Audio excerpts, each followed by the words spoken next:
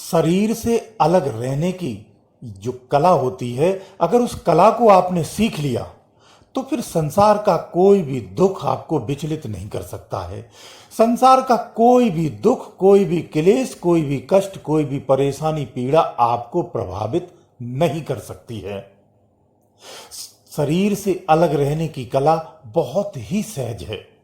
इसे आपको सीखना चाहिए, इसे आपको अपनाना चाहिए। शरीर से अलग जब आप हो जाएंगे तो संसार की कोई भी गतिविधि आपसे भिन्न हो जाती है, आपको प्रभावित नहीं कर सकती है। अगर ज्ञान चक्षु से देखें तो संसार से खूबसूरत कुछ हो नहीं सकता है। इसी संसार से आपको सतगुरु की प्राप्ति होती है। अगर इस संसार से दुख मिलता है, इस संसार में अगर पतन होता है, तो सतगुरु भी यही मिलता है, परमात्मा भी इसी संसार से ही प्राप्त होता है। अगर ये शरीर नाशवान है तो इसी शरीर से ही आप चेतनता को भी तो प्राप्त करते हैं। इसलिए इस संसार की कोई भी पदार्थ, स्थान, वस्तु, जीव व्यर्थ नहीं है, सब उपयोगी हैं, सबकी अपनी अपनी उपयोगिता है। इसे समझो, इस बात को। अज्ञानता के कारण ही हम संसार में सुखमय होते हुए भी दुखी रहते हैं, कष्टों को झेलते हैं। कष्ट ना भी हो, विपरीत परिस्थिति ना भी हो, तो भी हम सुखी मन से नहीं रहते हैं। बहुत से चेहरों को आप देखना, बहुत से लोगों को देखना, उनके चेहरों पर कभी हंसी नहीं दिखती है, मुंह लटकाए घूमते रहते हैं, बिल्कुल सड़ा सा मुंह बनाए रहते हैं। ये क्यों होता है? ये आपकी धारणाओं से ही होता है। संसार की दिनचर्या में जो आपसे नित्य घटनाएं घटती हैं, उनसे जो आप सीख लेते हो, उससे आप एक निश्चित धारणा बना लेते हो। वो धारणा जब आपकी अडिग हो जाती, मजबूत हो जाती, परमानेंट हो जाती, हमेशा के लिए अपने मन मस्तिष्क में धारण कर लेते हो, तो वही आपका धर्म बन जाता है। फिर आप संसार को उसी चश्मे से देखते हो, उसी धारणा से ही देखते हो। फिर वैसे ही कर्म और वैसा ही आपके जीवन का फल हो जाता है। आज धारणा की बात कर रहा हूं तो इस तरह से आपको धारणा रखनी है। शरीर से बाहर यानी शरीर से अलग रहने की जो कला है, वो धारणा के अनुसार ही बता रहा हूं। पहले जो प्रक्रिया है, ये धारणा से ही की जाती है। ये सामान्य है, सबके लिए है। हर व्यक्ति जो भजन करता है, नहीं करता है, हर व्यक्ति इस कला के माध्यम से शरीर से अलग रह सकता है। यहीं से शुरुआत होती है। फिर फिजिकली शरीर से अलग होने के लिए साधनारत होना पड़ता है। लेकिन ये जो साधना है, ये जो कला है, जिसे आपको बताने वाला हूं या आप जानने वाले हैं, ये सबके लिए सरलतम है। ये धारणा की कला है। इसको कैसे करना है, ऐसे समझो। आपको ये ठान लेना है, मन में एक गहरी धारणा बनाना है, बहुत गहरी धारणा बनाना है। माइंडसेट कहते हैं ना इंग्लिश में, जिसको माइंडसेट करना है। बिल्कुल क्लियर कॉन्सेप्ट बनाना है, निश्चित कर लेना है। कभी दुविधा नहीं होनी चाहिए कि मैं शरीर नहीं हूं। सबसे पहली मजबूत धारणा यह बनाओ कि मैं शरीर नहीं हूं।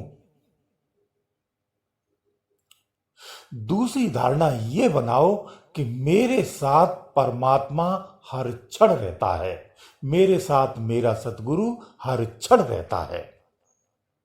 और बेफिक्र हो जाओ। अगर कोई चीज बन रही है, बिगड़ रही है, आपके अनुकूल है अथवा नहीं है, उससे बेफिक्र हो जाओ। निश्चित कर लो परमात्मा है। अगर बुरी परिस्थिति आ रही है तो उसी की कृपा से आ रही है, वो हमारे साथ है। यह धारणा जब आपकी गहरी हो जाएगी तो आप निश्चिंत हो जाएंगे, बेफिक्र हो जाएंगे, आप भय मुक्त भी हो जाएंगे, चिंता मुक्त भी हो जाएंगे। यह धारणा से ही प्रारंभ करना है। धारणा से ही ध्यान भी गहरा होता है। हो नहीं पाता जब तक आपकी धारणा मजबूत ना हो। धारणा में आपको यह निश्चित करना कि मैं शरीर नहीं हूं। जो दृश्य दिख रहा है, ये समस्त दृश्य जो फिजिकली आप देख रहे हैं, ये मेरे द्वारा ही देखा जा रहा है, ये मेरे लिए ही है, लेकिन मैं इसके लिए नहीं हूं। मैं इस शरीर से भिन्न हूं। ये सब मेरे लिए है, लेकिन मैं इसके लिए नहीं हूं। ये सब मेरे लिए जो है वो इस शरीर के लिए है और इसी शरीर से ही संबंधित है। संसार की सारी सुविधाएं, सारी युक्तियां, सारे पदार्थ, सारे गुण इस शरीर तक ही सीमित हैं, इस शरीर से आगे नहीं है। दूसरी धारणा आपको यह मजबूत करनी है, निजता की धारणा मजबूत करनी है। यानी मैं जो निज में हूं, मैं केवल दृष्टा हूं, ना मैं भोगता हूं और ना ही मैं करता हूं। मैं भोगता और करता नहीं हूं, ये अंदर में अटल कर लीजिए, अंदर में एक निश्चित कर लो, धारणा गहरी बना लो। इसलिए जो हो रहा है वो उसकी मर्जी से हो रहा है, जो नहीं हो रहा है वो भी उसी की मर्जी से ही नहीं हो रहा है। दुख आ रहा है तो उसकी मर्जी से आ रहा है, दुख जा रहा है तो उसकी मर्जी से जा रहा है। देखो, दुख भी यहां पे स्मृतियों के कारण होता है, हमेशा याद रखो। स्मृतियां भी वैसे वेदों और शास्त्रों के अनुसार कहा जाए तो 5 कही गई हैं। इनको बढ़ाना चाहो तो आप और भी बढ़ा सकते हो, 10 भी कर सकते हो। फिजिकली आपकी, यानी जो दिख रहा है, एक दृश्यात्मक स्मृति होती है, यानी दृश्य स्मृति, एक अदृश्य स्मृति, एक स्वप्न स्मृति होती है। जब हमारी दिव्य दृष्टि जागती है या साधना में हम जागृत कर लेते हैं, ज्ञानवान हो जाते हैं, तो हमें जन्म जन्मांतर याद हो जाते हैं। इसे हम ज्ञान स्मृति कहते हैं। इसी में ही दूसरी स्मृति होती है, अगर इसी के दूसरे पार्ट को देखा जाए, जिसे शास्त्रों ने सूक्ष्म स्मृति कहा है या स्वप्न स्मृति कहा है। वो ज्ञान और अज्ञानमय दोनों अवस्था में आती है। स्वप्न में जब आप जाते, जीव की 3 अवस्थाएं होती हैं। जब स्वप्न में आप रहते हो तो अपनी पुरानी स्मृतियों में ही रहते, लेकिन अज्ञानता में रहते हो, उसे स्वप्न स्मृति कही जाती है। क्योंकि स्मृति है तभी आप स्वप्न में भ्रमण करते हो और अपनी जानी हुई पहचानी हुई चीजों को ही देखते हो। स्वप्न में ज्यादातर आपको सब पहचानी हुई चीजें मिलती हैं। अक्सर कर आपने देखा हो नई चीजें नहीं मिलती हैं, यानी वो स्वप्न स्मृति है। एक चेतन स्मृति होती है जो इन चारों के परे होती है। वो आपके अपने यानी निज की स्मृति कहते हैं उसको।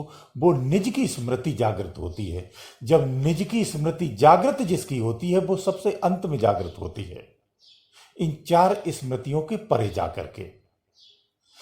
जब 4 स्मृतियों के परे जाते हो तो निज की स्मृति जागृति होती। इसी को हम कहते हैं आत्मज्ञान की प्राप्ति होना। जब तक निज की स्मृति प्राप्त नहीं होती, जागृत नहीं होती, तब तक जो 4 स्मृतियां हैं, इन 4 स्मृतियों में आपको सुख और दुख का ही आभास रहता है। यानी आपके साथ सुख दुख लगा रहता है, ये मिटता नहीं है। आप कितने भी पुण्य कर्म कर ले, कितना भी दान हवन कर ले, सुख दुख नहीं मिटता है। जब 5वीं स्मृति में जाते हो तो आपका सुख और दुख सब मिट जाता है, कर्म का भाव भी मिट जाता है। तब आप पूर्ण रूप से दृष्टा बन जाते हैं। वो फिजिकली प्रक्रिया है, लेकिन पहले हमें धारणा से ही इसे स्वीकार करना है। इसलिए धारणा बना लो कि मैं दृष्टा हूं। अभी आप दृष्टा फिजिकली जाकर के आभास नहीं हुआ है, आपको आत्मज्ञान की प्राप्ति नहीं हुई है, लेकिन धारणा से तो आप रह सकते हो।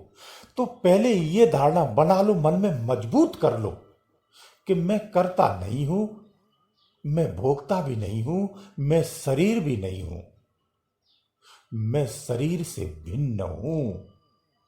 मैं क्या हूं? मैं शरीर से भिन्न हूं। मैं इस शरीर से सारा कार्य करवाता हूं। क्योंकि आप भली बात जानते हो, ये घर, ये मकान, ये दौलत, ये रिश्ते, ये नाते, ये भाई, ये बंधु, ये परिवार, ये सब कुछ, शोहरत, ये दौलत, ये सब जब तक ये शरीर है, इस शरीर से ही जुड़ा है। शरीर के छूटने के बाद कुछ नहीं रहता है। आप स्वप्न की स्मृति में ही चले जाते हैं, सूक्ष्म शरीर को ही धारण कर लेते हैं। इसलिए आप इन शरीरों से भिन्न हो। इन तीन परत का जो शरीर है, इस शरीर से आप भिन्न हो। बस ये आभास हमेशा रखा करो। जब आप ये आभास रखोगे कि मैं शरीर से भिन्न हूं, तो आप दृष्टा के रूप में ही रहोगे। स्वयं को दृष्टा के रूप में अपनी ही परिस्थितियों को देखा करो, तो आपको दुख नहीं सताएगा, मैं वचन देता हूं। क्षण का भी आभास करके देख लेना, आपको कोई भी संसार की गतिविधि आपको प्रभावित नहीं कर सकती है। इसलिए दृष्टा भाव से जीना सीखो। ये धारणा बना लो। ये बहुत सहज सरल है, इसे तो आप कर सकते हो। अब गहरी साधना आपसे नहीं होती। जीवन हर किसी का आज की डेट में अस्त व्यस्त है, बहुत व्यस्त जीवन है, किसी के पास समय नहीं है। मत करिए, अगर साधना नहीं होती है तो कम से कम धारणा ही मजबूत कर लो। इतना तो कर सकते हो। दृष्टा बन के संसार को जीने लगो। मैं बहुत सरल युक्ति बता रहा हूं, आज से ही अपना लेना। दृष्टा बन के केवल अगर रोज अभ्यास करने लगो, संसार को जीने लगो, इस संसार की एक भी चीज तुम्हें परेशान नहीं कर सकती है, तुम्हें विचलित कर ही नहीं सकती है। यकीन नहीं है तो क्षणिक थोड़ा सा भी इसी समय सुनते सुनते भी आभास करके देख लो। दृष्टा जब आप बन जाओगे तो आप इससे भिन्न अपने आप को देखोगे ना। जैसे एक अहमी व्यक्ति सारे संसार से अपने आप को अलग देखता है, सबसे गैप मेंटेन करता है, सबसे दूर रहने का प्रयास करता है। वो लोगों में या छोटे स्तर बड़े स्तर की भावना रखता है कि ये छोटे लोग हैं, मैं इनके साथ नहीं बैठूंगा, ये हमारे लेवल के नहीं, इनके साथ नहीं बैठूंगा। ये छोटी मानसिकता के जो व्यक्ति होते हैं ना, उनके अंदर ईगो बहुत होता है। छोटी मानसिकता में ही घमंड अधिक पैदा होता है, ध्यान रखना। घमंडी व्यक्ति संसार से या संसार के अन्य लोगों से अपने आप को अलग कर लेता है।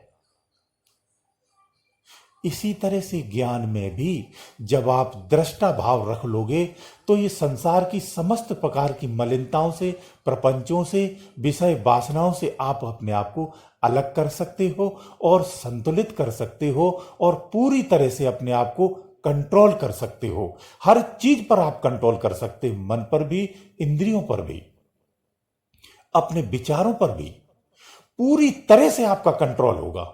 सिर्फ दृष्टा भाव रखो। इतना सरल है, इसे धारणा में ही तो बनाना है। आप व्यर्थ के ज्ञानों को पाकर के गहरी धारणाएं बना लेते हैं। वास्तविक धारणा बनाइए ना। केवल दृष्टा की भावना बना लो, दृष्टा का भाव जगा लो और दृष्टा का भाव ऐसा जगाओ कि आज से ही निश्चित कर लो, आपके अंदर में, जहन में 24 घंटे महसूस होना चाहिए कि मैं दृष्टा हूं, इसके अतिरिक्त मैं कुछ भी नहीं हूं। फिर आप इसी जीवन का आनंद देखिए कैसे लेते हो। इसी संसार को आप स्वर्ग की तरह जियोगे, क्योंकि यहां सारा विचार खेलों का ही है। आप जैसे विचार उठते हैं, आपका जीवन भी वैसा ही होगा। इसलिए अच्छी धारणा बनाओ, दृष्टा का भाव बना करके इस जीवन को जीना प्रारंभ कर दो। बस इतना कर लो, यही कला है। हर कोई भजन नहीं कर सकता, गहरी साधना सबसे संभव भी नहीं है और सबके नसीब में भी नहीं है, दोनों बातें हैं। ये तो कर सकते हो ना, ये तो फिजिकली कर सकते हो। केवल माइंड सेट करना है कि मैं दृष्टा हूं, मैं कर्ता भोक्ता नहीं हूं। शरीर ये मेरे लिए साधन मात्र है, मैं शरीर नहीं हूं। बस इतना करना है आपको और कुछ नहीं करना है।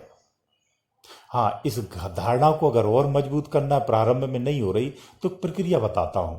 जब भी आप उलझन में हो तभी यही बोलो, मैं तो दृष्टा हूं। अंदर में बोलो अपने अंतःकरण को, भीतर ही भीतर, मैं तो दृष्टा हूं। जब बोलोगे तो धीरे धीरे ये धारणा आपकी मजबूत हो जाएगी। फिर बोलने की आवश्यकता नहीं पड़ती, अपने आप में भाव आ जाता है कि मैं तो दृष्टा हूं। तो आप राजा की तरह जिएंगे संसार को। कुलीन की तरह जिएंगे आप इस संसार को, एक श्रेष्ठ राजा की तरह आप जिएंगे। फिर आपको किसी प्रकार की कोई दरिद्रता नहीं रहेगी, कोई दुख और कष्ट क्लेश नहीं रहेगा। तो बस इस तरह से जीना सीख जाओ। शरीर से बाहर रहने की ये धारणा रूपी कला होती है, इस कला को सीख लो। फिजिकली शरीर से बाहरना अलग है, लेकिन ये सबसे सरल तरीका है। अगर आपको व्यर्थ भी लगता है तो आप एक क्षण का अजमा करके देखिए, आपको समझ में आ जाएगा, आप आनंद की स्थिति में आ जाएंगे। गुरुदेव दयालु।